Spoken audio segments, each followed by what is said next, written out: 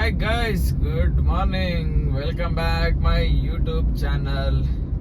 Time ಬಂದು ಕರೆಕ್ಟಾಗಿ 5:40. ಇವಾಗ ಡ್ಯೂಟಿ ಆನ್ ಮಾಡಿದ್ದೀನಿ ಸದ್ಯಕ್ಕೆ. ಯಾಕಂದ್ರೆ ಇವತ್ತು ಬೇರೆ ಶನಿವಾರ 8 ಗಂಟೆ 9 ಗಂಟೆಗೆ ಬಂತು ಅಂದ್ರೆ ಡ್ಯೂಟಿ ಯಾವುದೇ ಕಾರಣಕ್ಕೂ ಬೀಳಲ್ಲ. ಅಟ್ಲೀಸ್ಟ್ ಒಂದು 5:15 ಆನ್ ಮಾಡಿದ್ರೆ ಒಂದು 500 ರೂಪಾಯಿ ಒಂದು 1000 ರೂಪಾಯಿ ಒಳಗಡೆ ಆದ್ರೂ ಮಾಡ್ಕೋಬೇಕು. 10 ಗಂಟೆ 8 ಗಂಟೆ ಒಳಗಡೆ 9 ಗಂಟೆ ಒಳಗಡೆ ನೋಡೋಣ. ಇವಾಗ ಸದ್ಯಕ್ಕೆ ಒಂದು ಡ್ಯೂಟಿ ಬಂದೈತೆ ಗುರು, ವಿಜಯನಗರಕ್ಕೆ. ಇಲ್ಲೇ JP ನಗರದಿಂದ ಹೋಗ್ತಾ ಇದ್ದೀನಿ. ಸಿಕ್ಕಾಪಟ್ಟೆ ಲಾಂಗ್ ಕೊಟ್ಟವ್ನು, ಪಿಕಪ್ ಲಾಂಗ್ ಕೊಟ್ಟವ್ನು, ಡ್ರಾಪ್ ಲಾಂಗ್ ಕೊಟ್ಟವನೆ. ಏನು ಮಾಡೋಕ್ಕಾಗಲ್ಲ, ಹೋಗ್ಲೇಬೇಕು, ಅನಿವಾರ್ಯ. ಹೋಗ್ಲಿಲ್ಲ ಅಂದ್ರೆ ಇವಾಗ ಆ ಡ್ಯೂಟಿ ಬೇಕು ಈ ಡ್ಯೂಟಿ ಬೇಕು ಅಂತ ಕಾಯ್ಕೊಂಡು ಕೂತ್ಕೊಂಡ್ರೆ ಆಗಲ್ಲ. ಸೊ ಗೈಸ್, ಇವತ್ತಿನ ವಿಡಿಯೋ ಏನಪ್ಪಾ ಅಂತಂದ್ರೆ, ಇವತ್ತು ಮತ್ತೆ ಈ ವಾರದಲ್ಲಿ ಎಷ್ಟು ಅರ್ನಿಂಗ್ಸ್ ಮಾಡಿದೆ ಅನ್ನೋದು ಸ್ನೇಹಿತರೆ. ಇವತ್ತು ಶನಿವಾರ ಅಲ್ಲ, ವೀಕೆಂಡು. ನಾಳೆ ನಾವು ರಜಾ ಡ್ಯೂಟಿಗೆ ಅಂತ ಹೇಳ್ತಾ ಸೊ ವಿಡಿಯೋನ ಇಲ್ಲಿಂದ ಸ್ಟಾರ್ಟ್ ಮಾಡೋಣ. ನನ್ನ ಅರ್ನಿಂಗ್ಸ್ ಈ ವಾರದ ಎಷ್ಟು ಅಂತ ನೋಡ್ಬೇಕಾದ್ರೆ, ನಿಮ್ಗೆ ನನ್ನ ವಿಡಿಯೋ ಈ ವಾರದ ಅರ್ನಿಂಗ್ಸ್ ಎಷ್ಟು ಅಂತ ನಿಮ್ಗೆ ತಿಳ್ಕೊಬೇಕಾದ್ರೆ ನನ್ನ ವಿಡಿಯೋನ ಕೊನೆವರೆಗೂ ನೋಡಿ, ಎಲ್ಲೂ ಮಿಸ್ ಮಾಡ್ದಂಗೆ. ಸೊ ಬನ್ನಿ, ಈಗ ಸದ್ಯಕ್ಕೆ ಹೋಗಿ ಪಿಕಪ್ ಮಾಡೋಣ.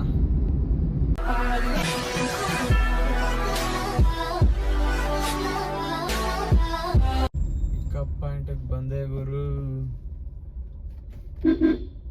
ಎಲ್ಲವರಪ್ಪ ಕಸ್ಟಮರ್? OTP ಹೇಳಿ ಸರ್. 1468.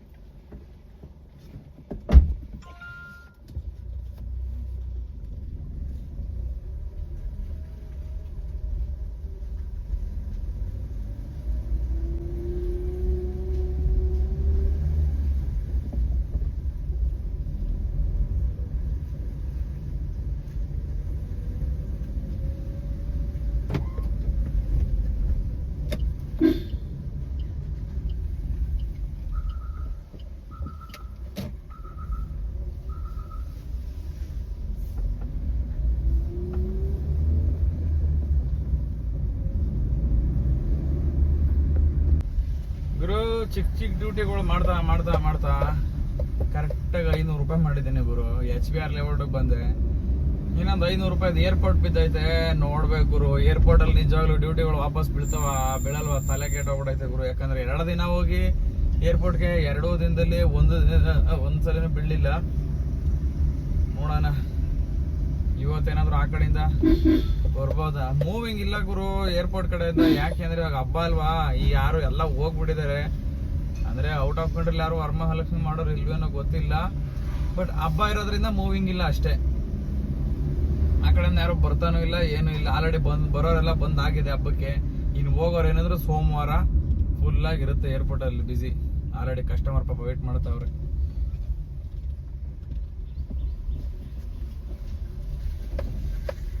ಅರ್ಜೆಂಟ್ ಅಂತ ಫೋನ್ ಹಾಕಿದ್ರು ಗುರು ಕಸ್ಟಮರ್ ಪಾಪ. ಹಾ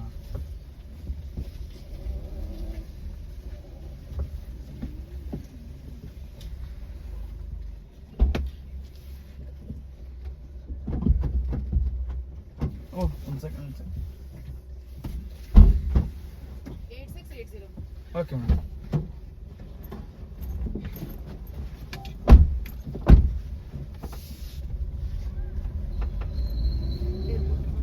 भैया हेब्बल वाया टोल से चल लेना. हाँ वही से चल. ಏರ್ಪೋರ್ಟ್ಗೆ ಬಂದಾಯ್ತು ಗುರು. ಡ್ಯೂಟಿ ಯಾವುದು ಇನ್ನ ಬರ್ತಾನೆ ಇಲ್ಲ, ಕೌಂಟಿಂಗ್ ತೋರಿಸ್ತಾ ಇಲ್ಲ. ಯಾಕೋ ಡೌಟು ಗುರು, ಡ್ಯೂಟಿ ಬರುತ್ತೆ ಅನ್ನೋದು ಏನಂತ ಗೊತ್ತಿಲ್ಲ. 3 ದಿನ ಆಯ್ತು ಗುರು, ಸತತ 3 ದಿನದಿಂದ ನಮ್ಮ ಬಾಳು ಇದೇ ಆಗ್ತಾ ಇದೆ. ಏರ್ಪೋರ್ಟ್ಗೆ ಬರ್ತೀನಿ, ಡ್ಯೂಟಿ ಬರಲ್ಲ. ಏನು ಮಾಡೋದು? ಅದೇ ಹೋಗ್ಬೇಕು, ಮತ್ತೆ ನೆನ್ನೆ ಟಿಫನ್ ತಿಂದಿದ್ದ ಕಡೆ ಟಿಫನ್ ತಿನ್ಬೇಕು, ಏರ್ಪೋರ್ಟಿಂದ ಆಚೆ ಹೋಗ್ಬೇಕು ಅಷ್ಟೇ ಗುರು. ಇನ್ನು ಬರಲ್ಲ. ಇನ್ನು ಮಧ್ಯಾಹ್ನ ಮೇಲೆ ಯಾವ್ದಾದ್ರು ಡ್ಯೂಟಿಗಳು ಬಂದರೆ. ಸೇಮ್ ಮೊನ್ನೆಯಿಂದ ಇಂಡಿಪೆಂಡೆನ್ಸ್ ಡೇ ಶುರುವಾದಾಗಿಂದನೂ ಕೂಡ ಏರ್ಪೋರ್ಟಿಗೆ ಬಂದ ತಕ್ಷಣ ಮನೆ ಕಡೆ ಅಂದರೆ ಆಚೆ ಕಡೆ ಹೋಗೋಕ್ಕೆ ಡ್ಯೂಟಿನೇ ಬರ್ತಾ ಇಲ್ಲ ಗುರು. ಯಾಕೆ ಅಂತ ಗೊತ್ತಿಲ್ಲ. ಬಹುಶಃ ಮೂವಿಂಗ್ ಕಡಿಮೆ ಇರಬೇಕು, ಜನ ಬರ್ತಿರೋರು ಕಡಿಮೆ ಆಗಿರ್ಬೋದು ಅಂತ ನನ್ನ ಅನಿಸಿಕೆ. ಇಲ್ಲಿ ನೋಡ್ಗುರು ಕಾರು, ವಾವ್ ಬೆಂಜ್ ಗುರು. ಪುಣೆ ರಿಜಿಸ್ಟ್ರೇಷನ್ ಯಾವ್ದು? ಸಖತ್ತಾಗೈತೆ ಗುರು.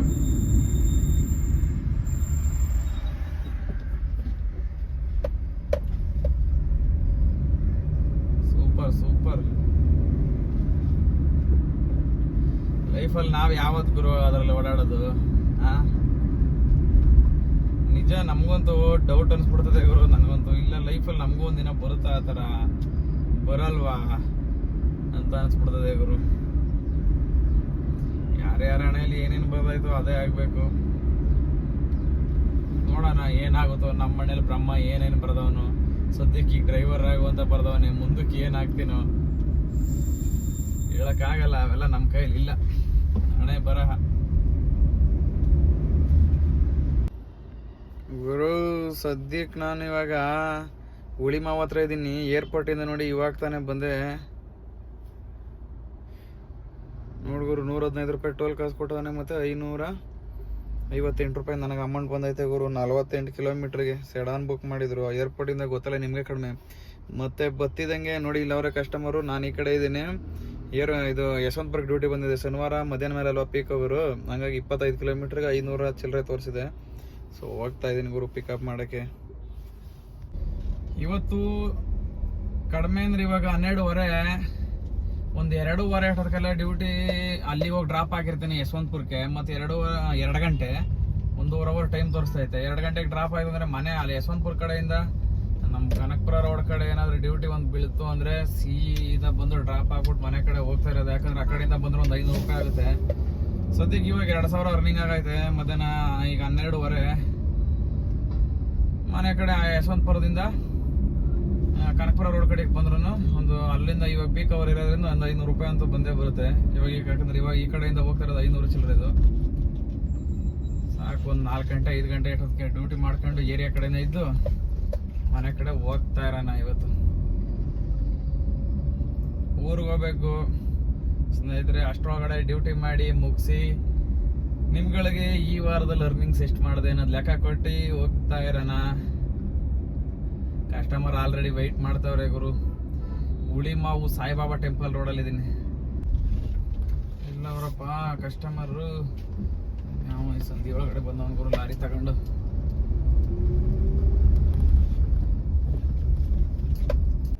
ಗುರು ಕಸ್ಟಮರ್ 4 ಜನ ಅವ್ರ ಗುರು. 2 ಸೂಟ್ ಕೇಸು ಹಿಂದಿವರು. 8446 सीट तो थोड़ा आगे कर लीजिए.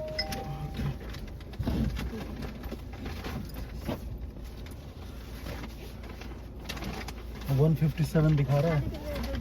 नहीं 2 o'clock दिखा रहा है. हाँ जल्दी कर देना. हमें लगा था कि 20 किलोमीटर है ना, तो हमें लगा 1 आवर में पहुंच जाएंगे. नहीं 26 किलोमीटर.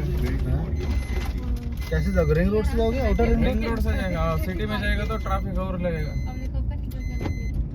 कितने 2 बजे दिखा रहा है. हाँ ठीक है, कोई इशू नहीं. 2 बजे दिखा रहा है.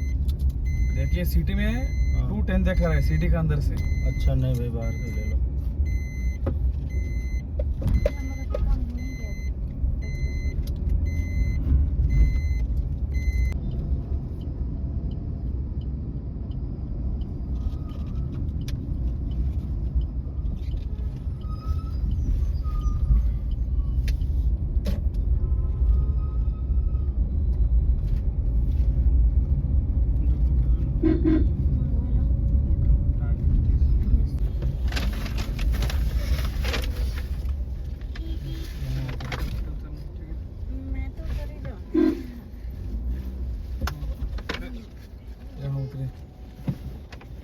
जल्दी होती है.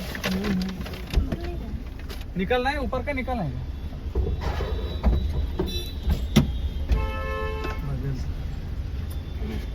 पीछे का गुरु ಕಸ್ಟಮರ್ನ ಯಶವಂತಪುರ ರೈಲ್ವೆ ಸ್ಟೇಷನ್ಗೆ ಡ್ರಾಪ್ ಆಗಾಯ್ತು ನೋಡ್ರಿ. ರೈಲ್ವೆ ಸ್ಟೇಷನ್ ಹತ್ರ ಇಲ್ಲೂ ಅಂತೂ ಯಶವಂತಪುರದಲ್ಲಿ ಹೇಳೋರು ಕೇಳೋರು ಯಾರು ಇಲ್ಲ.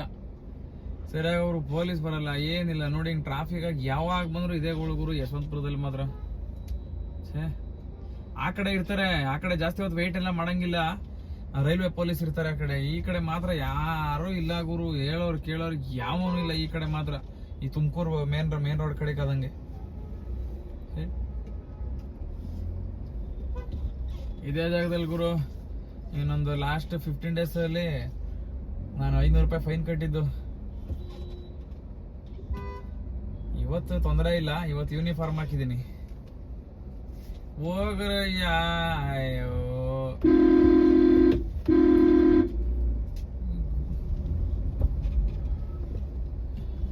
ಈ ಗ್ಯಾಪ್ ಅಲ್ಲೋ ಕಸ್ಟಮರ್ಗಳನ್ನ ಪಾಪ ಬುಕ್ಕಿಂಗ್ ಬರ್ತಾವ ಕ್ಯಾಬ್ ಡ್ರೈವರ್ಗಳಿಗೆ ನೋಡಿ, ಇವರೆಲ್ಲ ಲೆಫ್ಟ್ ಅಲ್ಲಿ ನಿಲ್ಸ್ತಾರ, ಪಾಪ ಕಸ್ಟಮರ್ನ ಹುಡಿಕೊಂಡು ನಿಲ್ಸ್ತಾವ್ರೆ. ಎಲ್ಲಿ ಹುಡುಕ್ತಾರೆ? ಅಣ್ಣ ಒಂಚೂರು ಸೈಡ್ ಕೊಡೋಣ ನನಗೆ, ನಾನು ಹೋಗ್ಬಿಡ್ತೀನಿ. ಅಯ್ಯಪ್ಪ,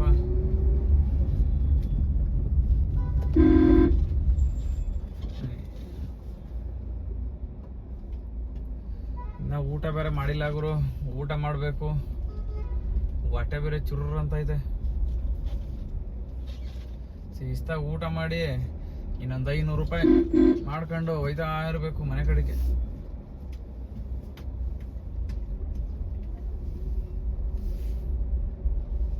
ಅಪ್ಪ ಇವಾಗ ಸ್ವಲ್ಪ ಟ್ರಾಫಿಕ್. ಏನ್ ಗುರು ಇದು ಟ್ರಾಫಿಕ್?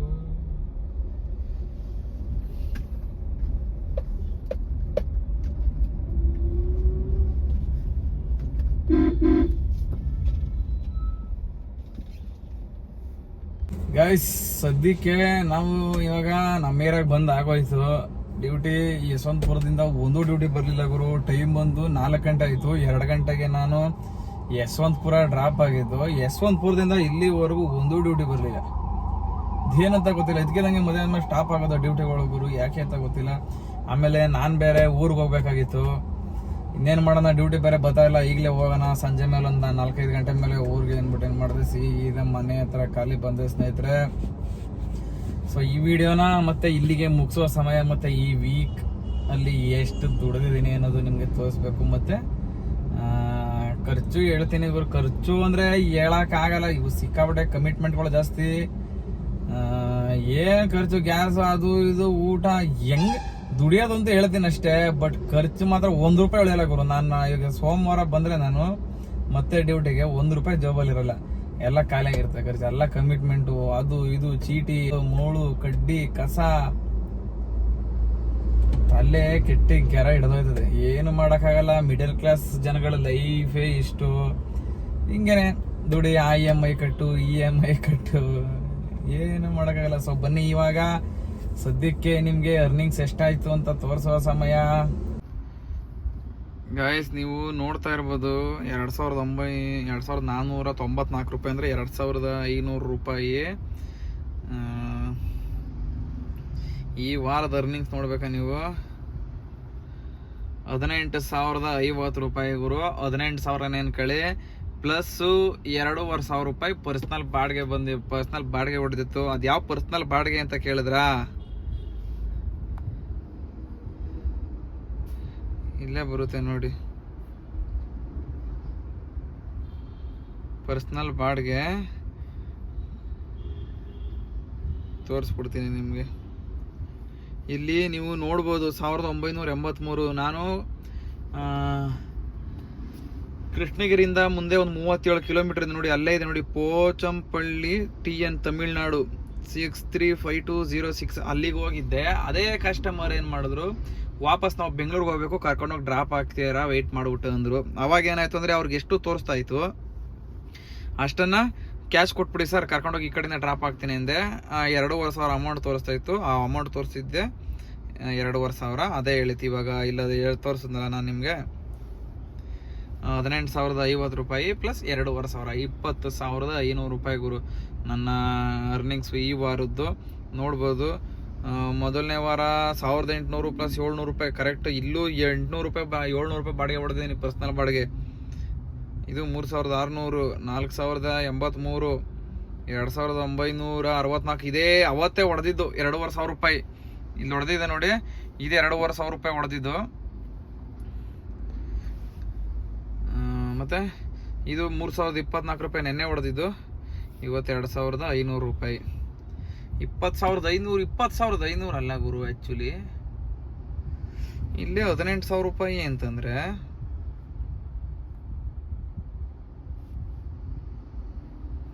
ಇಲ್ಲೇ 18,000 ಇದೆ ಅಂತಂದರೆ, ಈ 1,800 ಹೊಡೆದಿದ್ದಾಗ 700 ರೂಪಾಯಿ ಒಂದು ಬಾಡಿಗೆ ಹೊಡೆದಿದ್ದೆ. ಅಲ್ಲಿಗೆ 21,000 ಗುರು, ಕರೆಕ್ಟ್. ನೋಡಿದ್ರಲ್ಲ, ಈ ವಾರ 21,000 ಸಂಪಾದನೆ. ಬಟ್ ದುಡ್ಡು ಅಂತೂ ಎಷ್ಟು ಸೇವ್ ಮಾಡ್ದೈತೆ ಕೇಳಬೇಡ್ರಿ. ಎಲ್ಲ ಕಮಿಟ್ಮೆಂಟ್ಗೆ ಹೋಗ್ಬಿಡ್ತಾವ ಗುರು. ಆ ರೇಂಜ್ಗೆ ಅವೇ ಕಮಿಟ್ಮೆಂಟು. ನನಗೆ ಅಯ್ಯೋ ಹೇಳಕ್ಕಾಗಲ್ಲ. ದುಡ್ಡು ಜಾಬಲ್ಲಿ ಇದ್ರೆ ಯಾವ್ದಾದ್ರು ಒಂದು ಕಮಿಟ್ಮೆಂಟ್ ಅನ್ನೋದು ಬಂದ್ಬಿಡ್ತದೆ. ಸರಿ ನೋಡೋರಲ್ಲ ಸ್ನೇಹಿತರೆ, ಈ ವಾರದಲ್ಲಿ ದುಡ್ದಿರೋದು ಇನ್ಮೇಲೆ ವಾರ ಪೂರ್ತಿ ನಾನು ಇನ್ನೊಂದು ಅನ್ಕೊಂಡಿದ್ದೀನಿ 20,000 ರೂಪಾಯಿ ಕೆಳಗಡೆ ಓಡಿಬಾರ್ದು. ನನ್ನ ಕಮಿಟ್ಮೆಂಟ್ ಇರೋ ಇದಕ್ಕೆ 20 ಮೇಲೆ ಒಂದು 500 ರೂಪಾಯಿ ಆದ್ರೆ ಕ್ರಾಸ್ ಆಗ್ಬೇಕು, 20 ಮೇಲೆ ಆ ಥರ ಪ್ಲಾನಿಂಗ್ ಹಾಕೊಂಡಿದ್ದೀನಿ. ಹಂಗೇನೆ ಈ ವಾರನೂ ಅರ್ನಿಂಗ್ಸ್ ಆಗಿದೆ. ಸೊ ಯಾರ್ಯಾರು ನನ್ನ ವಿಡಿಯೋಸ್ನ ನೋಡ್ತಿರಲ್ಲ, ನಾನು ದಯವಿಟ್ಟು ನಿಮಗೆ ಕೈ ಮುಗಿದು ಕೇಳ್ಕೊಳ್ಳೋದೊಂದೇ, ನೀವು ಯಾರು ಡ್ರೈವಿಂಗ್ ಫೀಲ್ಡ್ ಬನ್ನಿ ಅಂತ ನಾನು ಹೇಳ್ತಾ ಇಲ್ಲ, ನನ್ನನ್ನು ಅರ್ಥ ಮಾಡ್ಕೊಳ್ಳಿ. ಆಮೇಲೆ ಎಷ್ಟೋ ಜನ ಕಮೆಂಟ್ಗಳು ಮಾಡ್ತೀರಾ, ಇವ್ರನ್ನ ನೋಡಿ ಹೋಗ್ಬೇಡಿ, ಯಾರು ಡ್ರೈವಿಂಗ್ ಫೀಲ್ಡ್ಗೆ ಹಾಳಾಗಿ ಹೋಗ್ಬಿಡ್ತೀರಾ ಹಂಗೆ ಹಿಂಗೆ ಅಂತ ಕಮೆಂಟ್ಗಳು ನನಗೂ ಅದು ಕಾಮನ್ನು ಕಮೆಂಟ್ಗಳು ಬರೋದು. ಪಾಪ ಅವ್ರ ಅನುಭವನ ಅವರು ಎಕ್ಸ್ಪ್ಲೋರ್ ಮಾಡ್ತಾ ಇರ್ತಾರೆ ಅಷ್ಟೇ ಕಮೆಂಟಲ್ಲಿ. ಅದು ನಾವು ತಪ್ಪು ಅಂತ ಹೇಳಕ್ ಆಗಲ್ಲ. ನಾನು ಹೇಳೋದು ಅಷ್ಟೇ, ನಿಮ್ಮ ಮೇಲೆ ನಂಬಿಕೆ ಇದ್ರೆ, ಅದರಲ್ಲೂ ನೀವು ಹೊಸಬ್ರು ಅಂತೂ ದಯವಿಟ್ಟು ಯಾರೋ ಕ್ಯಾಬ್ ಡಿಪಾರ್ಟ್ಮೆಂಟ್ಗೆ ಬರಕ್ ಹೋಗ್ಬಿಟ್ರೆ, ಹೊಸಬ್ರು ನಿಮ್ಗೆ ಏನು ಗೊತ್ತಿಲ್ಲದೆ ಬರೀ ಡ್ರೈವಿಂಗ್ ಒಂದು ಕಲ್ತ್ಕೊಬಿಟ್ಟು ಬಂದ್ಬಿಟ್ರೆ ಕ್ಯಾಬ್ ಡಿಪಾರ್ಟ್ಮೆಂಟ್ಗೆ ಯಾವುದೇ ಕಾರಣಕ್ಕೂ ನೀವು ಅರ್ನಿಂಗ್ಸ್ ಮಾಡಕ್ ಆಗಲ್ಲ. ಇನ್ನ ನೀವು ಡ್ರೈವಿಂಗ್ ಕೆಲಸ ಮಾಡಿ 1 ವರ್ಷನೋ 2 ವರ್ಷ ನೀವು ಡ್ರೈವಿಂಗ್ ಕೆಲಸ ಮಾಡ್ಬಿಟ್ರೆ ನೀಟಾಗಿ ನಿಮ್ಗೆ ಗೊತ್ತಾಗ್ಬಿಡುತ್ತೆ. ಅಂದ್ರೆ ಡ್ರೈವಿಂಗ್ ಓಡಿಸೋದಕ್ಕಿಂತ ಈ ಡ್ರೈವಿಂಗ್ ಡಿಪಾರ್ಟ್ಮೆಂಟ್ ಹೆಂಗೆ ಏನು ಎತ್ತ ಅನ್ನೋದು ನಿಮ್ಗೆ ಗೊತ್ತಾಗುತ್ತೆ. ಅದಕ್ಕೋಸ್ಕರ ಯಾರೇ ಆಗಲಿ ಸ್ನೇಹಿತರೆ, ದಯವಿಟ್ಟು ಡೈರೆಕ್ಟ್ ಆಗಿ ಬರೀ ಡ್ರೈವಿಂಗ್ ಕಲ್ತಿದ್ದೀನಿ ಅಂತ ಬಂದ್ಬಿಟ್ಟು ಡೈರೆಕ್ಟ್ ಆಗಿ ಬಂದು ಗಾಡಿಗಳನ್ನ ಹಾಕುವಂತ ತಪ್ಪು, ಅದು ದೊಡ್ಡ ತಪ್ಪದು. ಅನುಭವ ಅನ್ನೋದಿಲ್ಲದೆ ಏನು ಮಾಡಬಾರ್ದು ಜೀವನದಲ್ಲಿ, ಯಾವ ಕೆಲಸನೂ ಮಾಡಬಾರ್ದು. ಅನುಭವ ಅನ್ನೋದಿದ್ರೆ ನಮ್ಗೆ ಗೊತ್ತು, ಆ ಫೀಲ್ಡ್ ಬಗ್ಗೆ ನಮ್ಗೆ ಗೊತ್ತು ಅನ್ನೋದ್ರೆ ಮಾಡಬೇಕು. ನಾನು ಕೂಡ ಬೇರೆ ಕಡೆ ಗಾಡಿ ಓಡಿಸ್ತೀನಿ, ಗಾಡಿ ತಗೊಂಡಿದ್ದು ನಾನೇನು ಡೈರೆಕ್ಟ್ ಹೋಗಿ ಗಾಡಿ ತಗೊಂಡು ಕಾರೇನು ಓಡಿಸ್ತಿಲ್ಲ, ನಾನು ಬೇರೆ ಕಡೆ ಓಡಿಸಿದ್ದೀನಿ ಗಾಡಿಗಳ. ಸೊ ನಾನು ನಿಮ್ಗೆ ಹೇಳೋದಷ್ಟೇ. ಎಷ್ಟೋ ಜನಕ್ಕೆ ನಮ್ಮ ಅಣ್ಣ ತಮ್ಮದಿರು ಕಮೆಂಟ್ಗಳು ಮಾಡ್ತಿರಲ್ಲ, ಅವ್ರಿಗೆ ಹೇಳೋದಿಷ್ಟೇ. ನಾನು ಹೇಳ್ತಾ ಇರೋದು ಡೈರೆಕ್ಟ್ ಆಗಿ ಬನ್ರಿ ಅಂತ ಇಲ್ಲ. ನೀವೊಂದು 6 ತಿಂಗಳು 1 ವರ್ಷನೋ ಎಲ್ಲ ಕೆಲಸ ಮಾಡ್ರಿ, ಶ್ರಮ ಪಡ್ತೀನಿ ಅನ್ನೋದಾಗಿದ್ರೆ ಮಾತ್ರ ನೀವು ಗಾಡಿಗಳನ್ನ ಸ್ವಂತ ಗಾಡಿಗಳನ್ನ ಹಾಕಡ್ರಿ. ಇಲ್ಲ ಅಂದ್ರೆ ಯಾವ ಕಾರಣಕ್ಕೂ ಗಾಡಿಗಳನ್ನ ಹಾಕ್ಬೇಡಿ. ಗಾಡಿಗಳು ಹಾಕಿದ್ರಿ ಎಷ್ಟೋ ಜನ ಬರೀ ನಾವೆಲ್ಲ ನಮ್ಮ ಹುಡುಗರು ಅವ್ರವ್ರಿಗೆ ಗಾಡಿಗಳು ಕೊಡ್ಸಕ್ ಹೋದ್ರೆ ಬರೀ ಸೆಕೆಂಡ್ಸ್ ಗಾಡಿಗಳು ಏನೋ ಬರೀ ಸೀಸ್ ಆಗಿರವೆ. ಹೊಸಬ್ರುಗಳಿಗೆ ಎಷ್ಟೋ ಜನಕ್ಕೆ ಗೊತ್ತಿರಲ್ಲ, ಗಾಡಿಗಳನ್ನ ತಗೊಬಿಟ್ಟಿರ್ತಾರೆ, ಸರಿಯಾಗಿ ಅದಕ್ಕೆ ಲೋನ್ ಕಟ್ಟಕ್ ಆಗ್ತಿರಲ್ಲ, ಏನಿಲ್ಲ. ಆ ತರ ಆಗಿ ಈ ಎಷ್ಟೋ ಜನದ ಗಾಡಿಗಳು ಎಲ್ಲ ಗುರು 6 ತಿಂಗಳು 1 ವರ್ಷದ ಗಾಡಿಗಳೆಲ್ಲ ಸೀಜಿಂಗ್ ಅಲ್ಲಿ ಮತ್ತೆ ಸಿಗ್ತವೆ ಗುರು. ಅವಾಗ ಹೊಟ್ಟೆ ಉರಿತೆ, ಅವ್ರು ಕಟ್ಟಿರೋ ದುಡ್ಡು ಏನೂ ಸಿಕ್ಕಿರಲ್ಲ, ಅವಾಗ ಎಲ್ಲ ಹೋಗ್ಬಿಟ್ಟಿರುತ್ತೆ. ಯಾಕೆ ಸುಮ್ಮನೆ ನೀವೆಲ್ಲೋ ಸಾಲ ಮಾಡಿ ತಗೊಬಂದು ಡೌನ್ ಪೇಮೆಂಟ್ ಮಾಡಿ ಗಾಡಿ ತಗೋಬಿಟ್ಟು ನಿಮ್ ದುಡ್ಡನ್ನ ನೀವು ದಯವಿಟ್ಟು ಹಾಳು ಮಾಡ್ಕೊಳಕ್ ಹೋಗ್ಬೇಡ್ರಿ. ಅದ್ರ ಬದಲು ಒಂದು 30,000 ರೂಪಾಯಿ ಇವಾಗ ನನ್ನ ಪ್ರಕಾರ ಹುಡ್ಕೋರೋರು ಒಂದು 25-30,000 ರೂಪಾಯಿ ಸಂಬಳ ಸಿಗೋ ಕೆಲಸಗಳು ಸಿಗ್ತವೆ. ಯಾಕಂದ್ರೆ ನಾನೇ ಮಾಡಿದ್ದೀನಲ್ಲ ಕೆಲಸ, ನಾ 30,000 ರೂಪಾಯಿ ಸ್ಯಾಲ್ರಿಗೆ ಕೆಲಸ ಮಾಡಿದ್ದೀನಿ, ನಾನೇ ಡ್ರೈವಿಂಗ್ ಕಾರ್ ಓಡಿಸಿದ್ದೀನಿ. ಎಷ್ಟೋ ಜನ ಹೇಳ್ತಾರೆ 15,000 ಕೊಡ್ತಾರೆ, 16,000 ಕೊಡ್ತಾರೆ ಅಂತ. ಆ ಥರದವರು ಇರ್ತಾರೆ. ಬಟ್ ಹೊಸಬ್ರು ಯಾರು ಬರೋ ಸ್ವಲ್ಪ ನೋಡ್ಕೊಂಡು ಒಂದು 25-30,000 ರೂಪಾಯಿ ಸಂಬಳಕ್ಕೆ ಒಂದು 6 ತಿಂಗಳು 1 ವರ್ಷನೋ 2 ವರ್ಷನೋ ಮಾಡ್ಬಿಟ್ರೆ ಬೆಸ್ಟ್. ಏನೂ ಗೊತ್ತಿದೆ ಸುಮ್ಮನೆ ತಗೊಂಡೋಗಿ ಮನೇಲಿ ಒಡಬೇನೋ ಏನೋ ಮತ್ತೊಂದು ಸಾಲನೋ ಮಾಡಿ ಅಡ ಇಕ್ಬಿಟ್ಟು ನೀವು ಗಾಡಿಗಳು ತಗೊಂಡು ಸೀಜಿಂಗ್ ಮಾಡ್ಕೊಳ್ಳೋ ಕೆಲಸ ಅಂತ ದಯವಿಟ್ಟು ಮಾಡಕ್ ಹೋಗ್ಬಿಡಿ. ಎಷ್ಟೋ ಜನ ಲೋನ್ ಸೀಜಿಂಗ್ ಇಂದಾನೆ ಗುರು ಎಷ್ಟು ಗಾಡಿಗಳು ಎಷ್ಟು ಹೊಟ್ಟೆ ಉರಿತೆ ಅಂದ್ರೆ ಅಲ್ಲಿ ಗಾಡಿಗಳನ್ನ ನೋಡಿದಾಗ ನಿಜವಾಗ್ಲು ದುಡ್ಡು ಹೋಯ್ತು ಅಷ್ಟೇ. ಅವ್ರದ್ದು ದುಡ್ಡು ಅಂತ ಅವ್ರು ಕೊಡಲ್ಲ. ಇನ್ನ ಅದ್ರಲ್ಲಿ ಮೈನಸ್ ಬ್ಯಾಲೆನ್ಸ್ ಇತ್ತು ಅಂತಂದ್ರೆ ಇದು ನೋಟಿಸ್ ಕಳಿಸ್ತಾರೆ ನಿಮ್ಗೆನೆ, ಇಷ್ಟು ಮೈನಸ್ ಬ್ಯಾಲೆನ್ಸ್ ಆಗಿದೆ, ನಿಮ್ ಗಾಡಿ ಕಡೆಯಿಂದ ಇಷ್ಟು ದುಡ್ಡು ಕ್ಲಿಯರ್ ಆಗಿದೆ, ಇಷ್ಟನ್ನ ನೀವು ಪೇ ಮಾಡಬೇಕು ಅಂತ ಕಳಿಸ್ತಾರೆ. ಅದಕ್ಕೆ ಅಂತ ಕೆಲಸಗಳು ಏನು ಮಾಡ್ಕೊಳಕ್ ಹೋಗ್ಬೇಡಿ ಸ್ನೇಹಿತರೆ. ಎಲ್ರೂ ಡ್ರೈವಿಂಗ್ ಹೋಗಿ ಕೆಲಸ ಕಲ್ದಿರಿ. ಕೆಲಸ ಕಲ್ತಾದ್ಮೇಲೆ ಡ್ರೈವಿಂಗ್ ಅವಾಗ ನಿಮ್ಗೆ ಅನಿಸ್ಬಿಡುತ್ತೆ ಹಾಕ್ಬೇಕು ಬೇಡ, ಡ್ರೈವಿಂಗ್ ಫೀಲ್ಡ್ ಬೆಸ್ಟ್ ಬೇಡ. ನನ್ನ ಪ್ರಕಾರ ಹೇಳೋದು ಹೊಸಬ್ರಿಗಂತೂ ದಯವಿಟ್ಟು ಯಾರು ಹಾಕ್ಬಿಡ್ರಿ. ನಾನು ಇವಾಗಲೇ ಹೇಳ್ತೀನಿ, ನಮ್ಮ ಅಣ್ಣ ತಮ್ಮದಿರು ಕಮೆಂಟ್ ಮಾಡ್ತಾರಲ್ಲ, ಇವ್ರನ್ನ ನೋಡಿ ಯಾರು ನಂಬೇಡ ಅಂತ, ನಾನು ಅವ್ರಿಗೂ ಅದನ್ನ ಹೇಳೋದು, ಪ್ರತಿಯೊಬ್ಬರಿಗೂ ಅದನ್ನ ಹೇಳೋದು. ನಾವು ದುಡಿಯೋದನ್ನ ನೋಡಿ ಯಾರು ದಯವಿಟ್ಟು ಗಾಡಿಗಳು ಹಾಕೋದು. ಎಷ್ಟೋ ಜನ ಕಮೆಂಟ್ಗಳು ಮಾಡ್ತಾ ಇರ್ತೀರಾ, ಬೇಕಾದ್ರೆ ಕಮೆಂಟ್ಗಳನ್ನ ನಾನು ನೋಡ್ತಾ ಇರ್ತೀನಲ್ಲ, ಗಾಡಿ ಬುಕ್ ಮಾಡಿದ್ದೀನಿ ಬರ್ತಾ ಇದ್ದಂತ. ಈ ಅರ್ನಿಂಗ್ಸ್ಗಳನ್ನ ನೋಡ್ಕೊಂಡು ಯಾರು ನೀವು ಗಾಡಿ ಬುಕ್ ಮಾಡಬೇಡ್ರಿ. ನಿಮ್ಗಳ ಮೇಲೆ ನಿಮ್ಗೆ ನಂಬಿಕೆ ಇರಲಿ, ಮತ್ತೆ ನಿಮ್ಗೆ ಒಂದು ಸ್ವಲ್ಪ ಆದ್ರೂ ಅನುಭವ ಅನ್ನೋದಿರ್ಲಿ. ನಾನು ಹೇಳೋದು ನನ್ನ ಕಡೆಯಿಂದ, ಅನುಭವ ಅನ್ನೋದಿಲ್ಲದೆ ಯಾವುದೂ ಇಲ್ಲ. ಅನುಭವ ಅನ್ನೋದಿದ್ರೆ ಎನಿವನ್ ನೀವ್ ಏನೇ ಮಾಡಿ ಅನುಭವ ಅನ್ನೋದಿದ್ರೆ ಬೆಸ್ಟ್ ಅಂತ ನಾನು ಹೇಳ್ತೀನಿ ಸ್ನೇಹಿತರೆ. ಸೊ ಈ ವಿಡಿಯೋನ ಇಲ್ಲಿಗೆ ಮುಗಿಸೋ ಸಮಯ. ಯಾರ್ಯಾರು ನಮ್ಮ ವಿಡಿಯೋನ ದಯವಿಟ್ಟು ಸಬ್ಸ್ಕ್ರೈಬ್ ಮಾಡ್ಕೊಳ್ಳದೆ ಬರೀ ನೋಡ್ತಾ ಇದ್ದೀರಾ ಅಂತವ್ರೆಲ್ಲ ದಯವಿಟ್ಟು ನಮ್ಮ ವಿಡಿಯೋನ ಸಬ್ಸ್ಕ್ರೈಬ್ ಮಾಡ್ಕೊಳ್ಳಿ. ಎಲ್ಲರೂ ಬೆಳೆಸ್ತೇನೆ, ನಮ್ಮನ್ನು ಕೂಡ ಬೆಳೆಸಿ ಆಶೀರ್ವಾದ ಮಾಡಿ ಅಂತ ಕೇಳ್ತಾ ಸ್ನೇಹಿತರೆ ಈ ವಿಡಿಯೋ ಇಲ್ಲಿ ಮುಗಿಸೋಣ. ಮತ್ತೆ ನೆಕ್ಸ್ಟ್ ವಿಡಿಯೋದಲ್ಲಿ ಸಿಗ್ತೀನಿ. ಅದು ಏನ್ ಸಿಗ್ತೀನಪ್ಪ ಅಂತಂದ್ರೆ, ನಮ್ಮ ಸಬ್ಸ್ಕ್ರೈಬರ್ ದೇವರು ಸರ್ ಸೀಜಿಂಗ್ ಬಗ್ಗೆ ಒಂದು ವಿಡಿಯೋ ಮಾಡಿ ಸರ್, ಸೀಜಿಂಗ್ ಬಗ್ಗೆ ಒಂದು ವಿಡಿಯೋ ಮಾಡಿ. ಯಾವ ತರ ಯಾಕೆ ಸೀಸ್ ಮಾಡ್ತಾರೆ, ಎಷ್ಟು ತಿಂಗಳು ಲೋನ್ ಕಟ್ಟಲಿಲ್ಲ ಅಂದ್ರೆ ಸೀಸ್ ಮಾಡ್ತಾರೆ, ಮತ್ತೆ ಸೀಸ್ ಮಾಡಿದ್ರೆ ನಾವೇನ್ ಮಾಡ್ಬೇಕು, ಗಾಡಿ ಬಿಡಿಸ್ಕೊ ಬರಕ್ ಏನ್ ಮಾಡ್ಬೇಕು, ಎಷ್ಟು ಪೆನಾಲ್ಟಿ ಕಟ್ಟಬೇಕು, ಅದನ್ನೆಲ್ಲ ನಾನು ನೆಕ್ಸ್ಟ್ ವಿಡಿಯೋದಲ್ಲಿ ನಿಮ್ಗೆ ತೋರಿಸ್ತೀನಿ. ಸೊ ಅಲ್ಲಿವರೆಗೂ ಇದು ನೋಡಿ ದಯವಿಟ್ಟು ಎಲ್ರಿಗೂ ಸಪೋರ್ಟ್ ಮಾಡೋದಂಗೆ ನಮಗೂ ಸಪೋರ್ಟ್ ಮಾಡಿ ಸ್ನೇಹಿತರೆ. ಬಾಯ್, ಥ್ಯಾಂಕ್ ಯು, ಸಿ ಯು.